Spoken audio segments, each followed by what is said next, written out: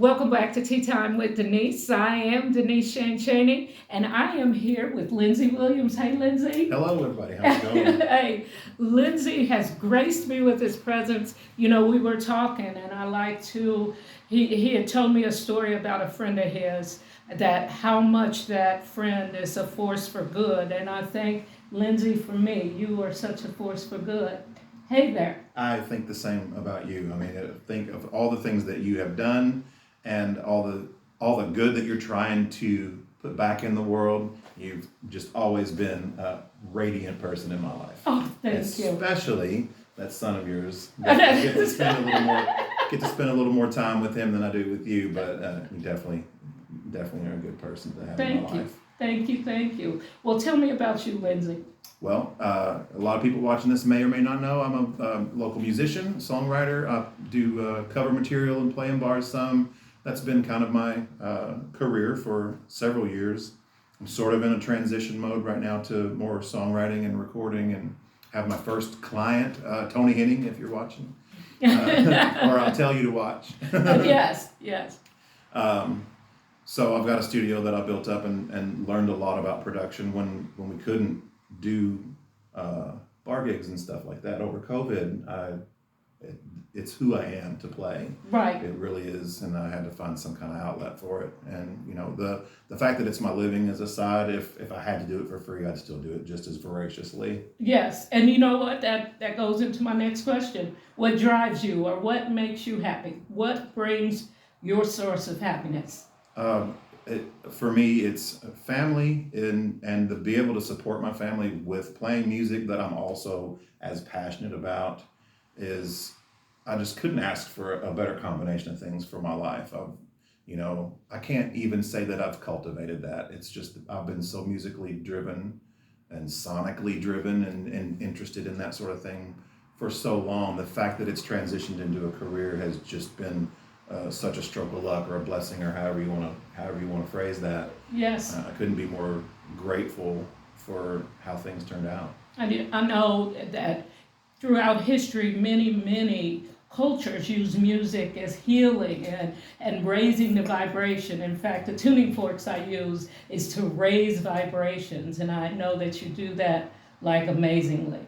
It's an interesting thing. I mean, there's just so much that music can bring. I learned so much about the power of music when we had the lockdown during 2020, and people were needing that healing force that they weren't being able to get out in the world. I mean, you can still turn on the radio or whatever, but the connection of people performing music, and I almost felt like I didn't deserve the accolades, because I'm playing music selfishly.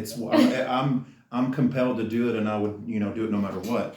But the fact that it was rewarding for other people got really pointed out during that time. They're like, we need music. I started live streaming from home, and the studio kind of blossomed from as I realized the limitations of just I can't hold my phone, so I need a tripod. I didn't have a tripod. Yes. So now I've got a tripod, and I put my phone up, and then I play. And then now it doesn't sound all that great. Now the lighting's weird, and just little baby steps along the way. And that's how my life has been, really. That's where I look to go with this, is just to keep going. Just a baby, and that's what I was going to say. What's next? What's next? That's it. More of the same, but more in, like, the put quotes around more as in not more stuff, but just to keep doing what I'm doing and try to do it for a broader audience and in a more original way. I've tried to do other people's music for years, has been kind of, I look at that like my day job. I'm doing air quotes a lot for some reason.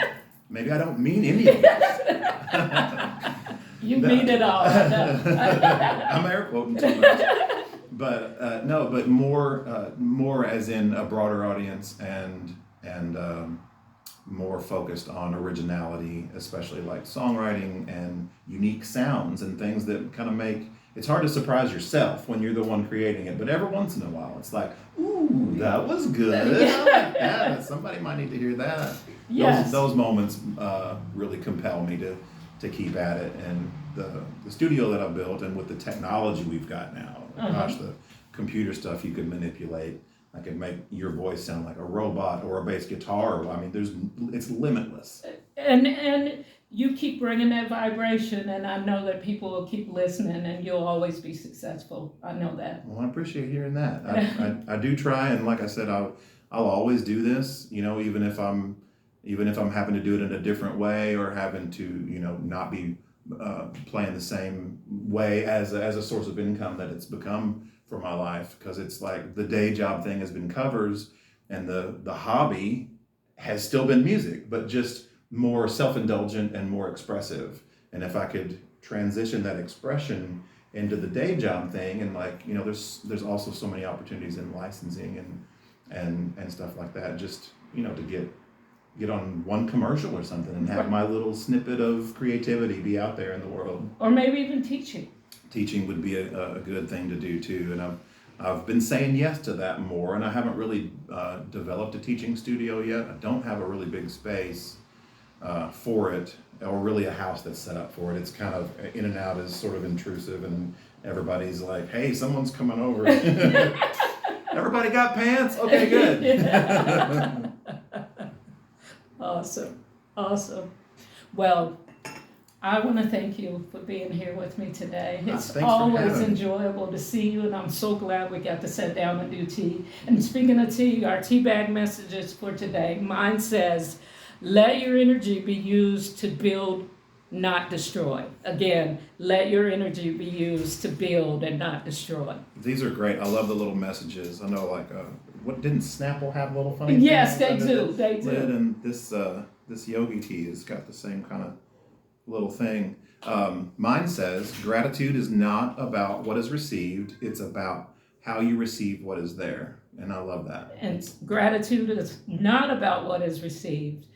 It's about how you receive what is there. Did I say it backwards? No, you said it right. I just wanted to repeat it so that everybody gets the message. It's not about what is received, it's about how you receive what is there. Yes. And that's awesome. And it's always interesting to me, these little messages that you get almost exactly what you need at that point. I want to reread yours just Yes, so read that. too. Let your energy be used to build, not destroy. Yes. I like it. I got to make sure I'm not destroying stuff. Unless something needs to be destroyed. I know. Sometimes you got to make room. So yeah, sometimes you got to destroy the old to make up something new. Yeah, I don't know how you could look, there's a rabbi, I think, that has a video on YouTube about how times of growth are uncomfortable. Uh-huh. And then he uses a lobster as an analogy, that when a lobster gets too big for its shell, it has to become vulnerable and shed that shell, but it gets bigger and stronger every time it has to grow. Oh, interesting. I love that. I love it. Thank you for making my tea bag message make sense. I love you, Lindsey. Thank you for being here. It's a pleasure. Thank you all for joining us for yet another Tea Time with Denise. I'll be back here next week with another Tea Time. And remember, at Pink Elephant Boutique, Pink Elephant Celebrations, and Pink Elephant Meditation Studio, we believe in the power of positive energy.